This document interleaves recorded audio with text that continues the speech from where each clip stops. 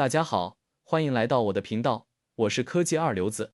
今天我将为使用 GNOME 桌面环境的小伙伴们分享几个超实用的 GNOME 扩展，无论你是 Ubuntu、Fedora 用户，还是其他 GNOME 系发行版的粉丝，这些扩展都能显著提升你的桌面使用体验。在正式开始之前，先向大家展示一下我的系统配置。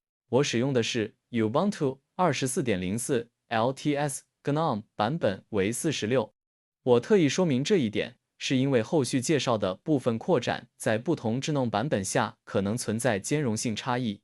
不过，凭借开发者们的持续维护与更新，大部分扩展都能很好适配最新版本。首先，我们需要安装一个超级好用的工具 Extension Manager， 这是一款能极大简化扩展下载、管理流程的实用应用。你可以在系统的应用中心 App Center 或软件管理器中搜索它。在搜索框输入 Extension Manager 后，如果你是 Ubuntu 等基于 Debian 的系统，可能会出现 Snap 包的结果。这时记得切换到 Deb 包，找到由 Matthew Jackman 开发的那个版本，图标是蓝色的，点击安装即可。安装完成后，在应用菜单中就能找到它。打开 Extension Manager， 界面会显示你已安装的所有扩展，包括系统自带的和自己加装的。点击顶部的 Browse 选项，就能浏览可安装的扩展列表。我们先来搜索 Add to Desktop， 在搜索结果中，认准由 Tejmon 或类似开发者维护的版本进行安装。安装后，它会自动启用，如果没有，也可以手动开启。这个扩展究竟有多神奇呢？在原生 GNOME 系统中，默认是无法直接把软件快捷方式添加到桌面的。而 Add to Desktop 完美解决了这个问题，只需右键点击应用图标，选择 Add to Desktop， 就能轻松把喜欢的应用放到桌面上，还能自由拖动、排列这些图标。对于从 Windows 转过来的用户来说，这个扩展绝对是刚需。接下来，我们来看一个改变桌面窗口管理方式的神器 Forge。先给大家展示一下没安装时的状态，同时打开多个应用程序，窗口会杂乱无章的随机分布，严重影响操作效率。现在安装 Forge 扩展，看看它带来的巨大变化。当你打开两个应用时，它们会自动平分屏幕空间，继续增加窗口，所有窗口依然能整齐排列，间距均匀。Forge 的布局非常智能，不会局限于简单的垂直平铺，而是根据窗口数量和屏幕实际情况，自动选择最优的平铺方式。它的设计灵感来源于经典的平铺窗口管理器，如 i3、Awesome 等。另外 ，Forge 还在快速设置菜单 Quick Settings 中添加了一个便捷的开关，方便你随时启用或禁用平铺模式，用起来超级顺手。然后是搜索体验的救星 Fuzzy Search 或类似名称的模糊搜索扩展，比如 GNOME Fuzzy App Search。它的强大之处在于支持模糊搜索，即便你输入拼写错误的单词，或者只是输入相似的词汇，它也能快速定位到你要找的结果。不过，在使用 Extension Manager 搜索扩展时，偶尔会遇到目标扩展不显示的情况，原因不明。遇到这种情况，可以试着滚动到页面顶部，调整筛选选项，通常就能顺利找到。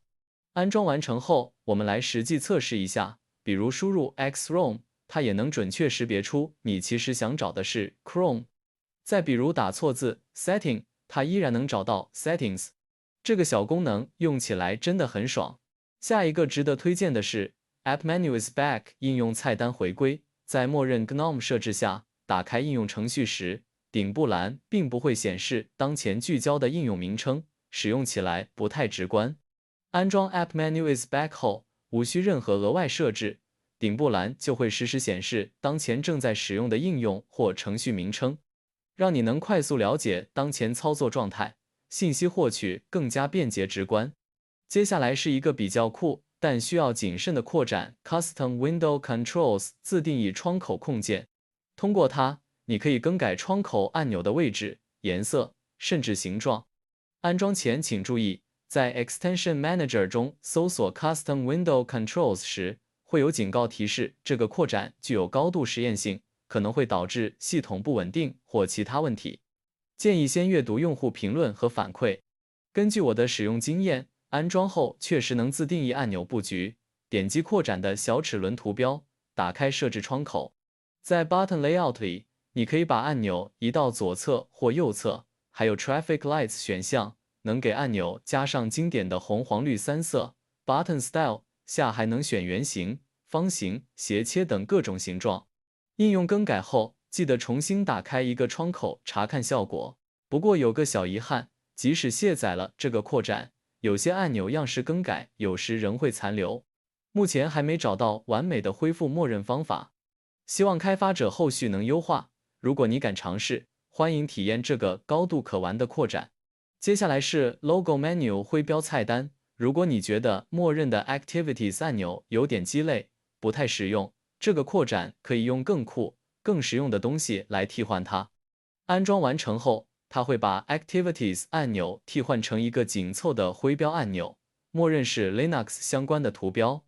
点击它，会弹出一个菜单，包含多个实用选项，查看系统信息、访问 Activities 概览、打开应用网格、启动终端，甚至强制退出程序等。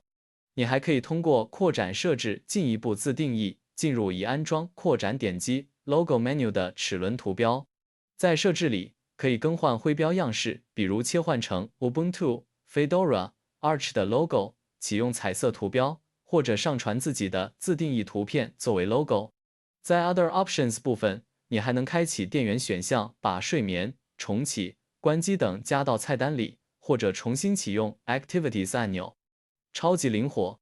再来一个实用调整 Quick Settings Tweaker 快速设置调整器。先展示一下默认情况，点击顶部栏的时钟或日期，会弹出日历加通知面板。但即使没有通知，这个面板也会一直占着空间，看起来有点冗余。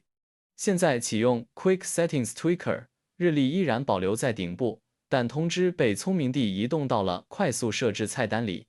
这样通知和开关就统一在一个地方，当没通知时，空间不再被浪费，整个界面看起来更干净、清爽。最后一个分享 Text Clock 文本时钟。在大多数操作系统里，时间日期显示都挺标准，有点无聊。但在 Linux 上，我们可以自由发挥，为什么不让它变得更有个性呢？启用 Text Clock 后，时间可能会显示成差7分钟到9点这种人性化的表达，表示距离9点还有7分钟。日期也可以选择隐藏，只显示时间，还能调整模糊度，比如8点50分或8点55分直接显示成9点。对于喜欢大致时间，不追求精确到分钟的人来说，这个扩展特别友好。今天的分享就到这里啦，希望这些扩展能让你的 GNOME 桌面用起来更顺手、更个性化。后续我还会带来更多 Linux 自定义干货，欢迎大家点赞、收藏、转发3连支持。